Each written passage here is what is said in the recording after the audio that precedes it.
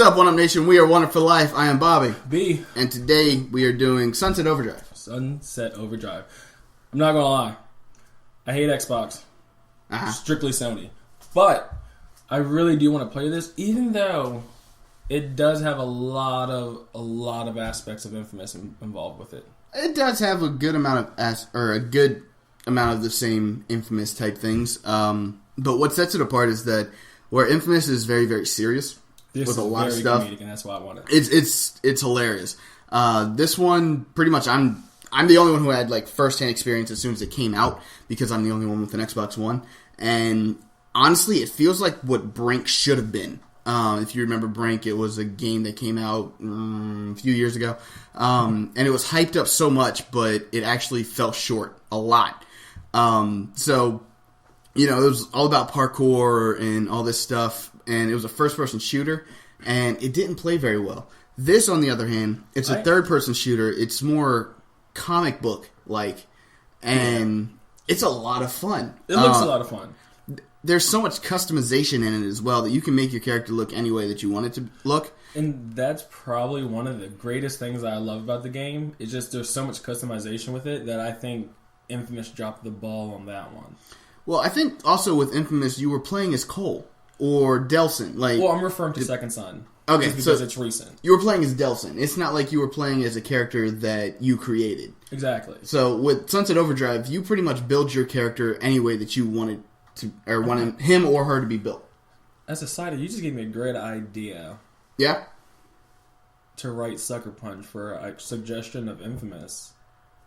It's just to create your own character with your own conduit. Oh, that'd be pretty cool. I don't know if they would actually be up to that, but it'd be pretty cool. I would be down. But what's really really nice about this is not only do you get like that full customization and the comedic tendencies of it, it plays like some games that you've already played. Like it feels kind of like Borderlands, just with how many guns there are. So they kind of just made it easy to adapt to. Kind of, yeah. So if you come from any kind of shooter background, third-person shooter, first-person shooter, anything like that, it's going to feel very, very similar. The controls are really nice. There's a bunch of guns in this game, and you unlock more as you go. And you get around so quickly. There's no vehicles in the game. Well, there's vehicles in the game, but you can't get into the vehicles on the game. So they had to make it so that you can traverse very quickly throughout this whole thing. So there's a lot of wires. You can grind. You can jump around on stuff. Quick question. Yeah. There at the start menu, was that your character that was there? No, that wasn't my character. Oh, because I was getting ready to say, God, he really looked like a customized Obama. Oh, no. His name is Johnny Two Hats, I think. Okay. And you actually buy ammo and guns and collectibles off of him. My guy's the guy in the luchador mask right there. What eyes? Don't ask questions. Demon? It's customization at its finest. Okay. Jesus. But honestly, it's a really fun game. It reminds me of Jet Set Radio Future, Borderlands, a little bit of Halo, actually. I'm kind of ashamed of the first three games that you just named besides Call of Duty. I've never played. Really? Yeah. You've never played Jet Set Radio? Mm-mm. I got it upstairs for Dreamcast. We'll play. Gotcha. Besides the point, it's a lot of fun, and the replayability, honestly, for me, it's very high because there's so many side missions that it gets you get involved very quickly. Addicted to this game quickly. Yeah, you get involved very, very quickly. It almost is a clash of a Simpsons Hit and Run, just with as much kind of crazy stuff that you can do within the realm. Oh yeah, it reminds me of Simpsons Hit and Run. It definitely has a lot of stuff like that, and as you can see, it's very quick and easy to like get around. And also, the more traversal things that you do, from grinding, bouncing on cars, doing combat rolls, switching from the overgrind to the undergrind, you build up things that are called style points, and the style points unlock more amps, which are pretty much power-ups. So you can not only customize the way your character looks, but how they play.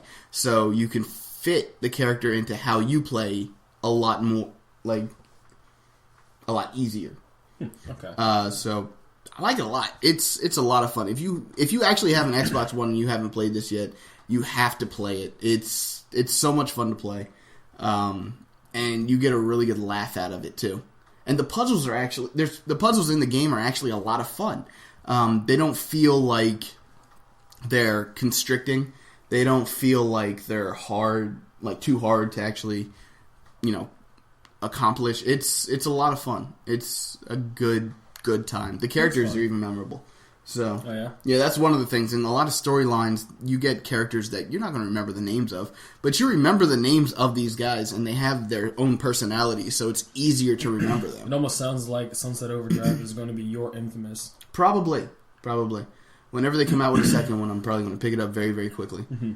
And, the ratings on this from, like, IGN and all the other ones, they were very high. And it's because the game, it feels very, very fresh. And it's not hard to just, pick up and play. So it definitely helps out a lot. I'm trying to remember. Oh, Insomniac Games is actually the ones who developed this. Published through Microsoft. And of course, Insomniac Games. It's amazing. They make great games. And it was great. It was great I don't think too. I've ever played one disappointing game from Insomniac. I don't think so. No. So that's a thumbs up for you guys. Oh yeah, it was great. But you applied for them, so I did apply for them. I did because I got some good ideas. Just send this to them. Yeah, why not? But no, it's an amazing game. Insomniac makes really, really great games. I agree. I don't think I've ever played a game from Insomniac that I didn't like. And this is honestly no different at all. And it's the great thing about this game as well is that it's an open world game, and it's huge, but because of the traversal, it doesn't feel as big as it actually is, which is nice because of course you want like this huge world that you can do a lot with, but you don't want it so big that you can't move around. Yeah, that it takes like 20 minutes to get from one end of the map to the other. Unless you can fast travel. Yeah. Now, you can fast travel with this game, but honestly, it gets to the point that you don't really need to because it's so much fun to get around. Just again through traversal that you don't really need to. You can earn so many skill points and style points based on how you get around certain places. So. Exactly. And the whole time you're fighting the OD, which are these guys right here, they turn into poppers, which is that guy. See, popper. Nice timing. I thought it was pretty good myself. Those guys are a pain, just for the simple fact that if you don't get away from them fast enough, they explode and they take out. So kind of like a boomer from yes, Left 4 Dead. Yes, it has. It feels a lot like Left 4 Dead as well, just with the enemy types. So like the OD are just the regular ones. The poppers are the boomers. Then there's other ones that they spit at you, like a spitter, and it's like acid and stuff. Oh my god! And he just popped. That was intense. Yeah, so there's a lot of different aspects to the game that remind me of Left 4 Dead and even Dead Rising. It has some Dead Rising to it as well. Honestly, I've played it so much now that it becomes second nature now of how to play this. I'm hoping that there's some kind of crossbow weapon in here, but I haven't gotten it yet. I like crossbows. I don't know, but. Honestly, again, I think I'm the only one who actually has like full hands-on experience on this. You haven't played it yet. Nope, plan on it. Yeah, so we're through the review or through the rating and everything. We're just going to kind of say how do you feel about it just looking at it. Honestly, just looking at the game, I'm giving it an 8, just because I can base it off of almost the same gameplay mechanics as Infamous, so I can kind of relate to the open universe, the traveling of you have many ways of getting around to certain areas and just the entire style of it, I can just relate to it. So I'm just going to place it as an 8 just because I haven't played it yet. I'm definitely going to say this is probably a 9 for me. It's a lot of fun. It's hard to put down. You can play this for hours and not feel like you've finished everything, and there's enough side missions as well that they'll just keep you entertained for so long.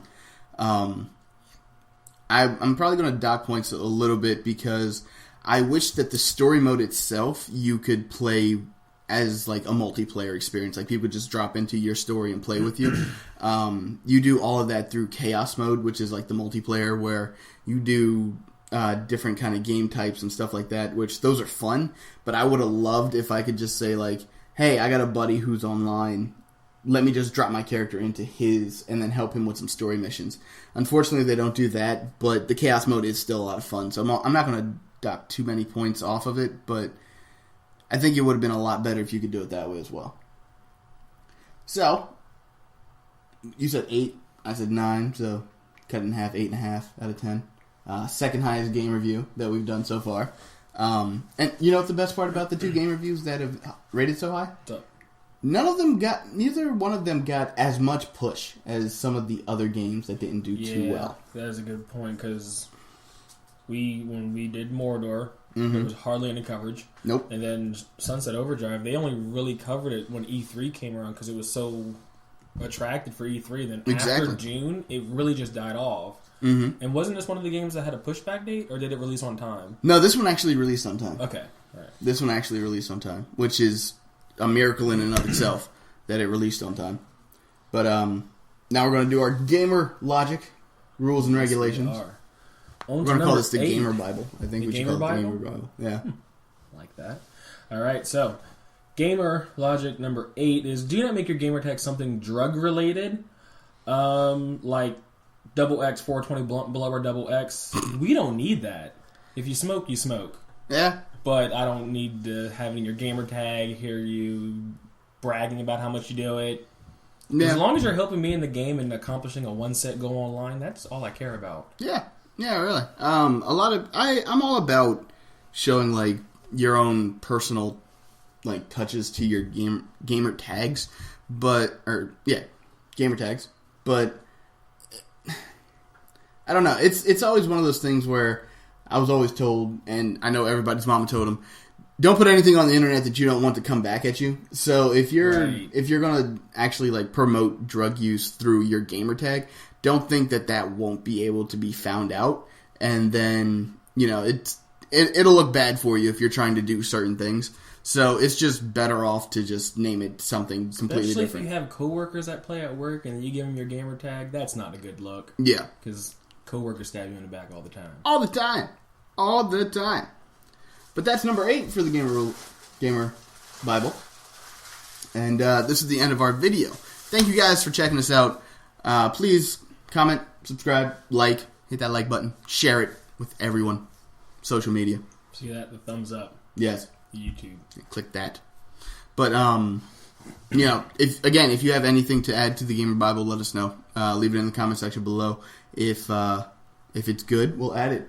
If it's not, we still might add it. It doesn't really matter, though. Depends on how we feel. Depends on if we're in a giving mood or not. No gamer logic is better than the other. That's a lie. That's not a lie. But the cake's a lie. The cake is a lie. But until next time, we are 1UP. I am Bobby. B. And we'll see you on the next one.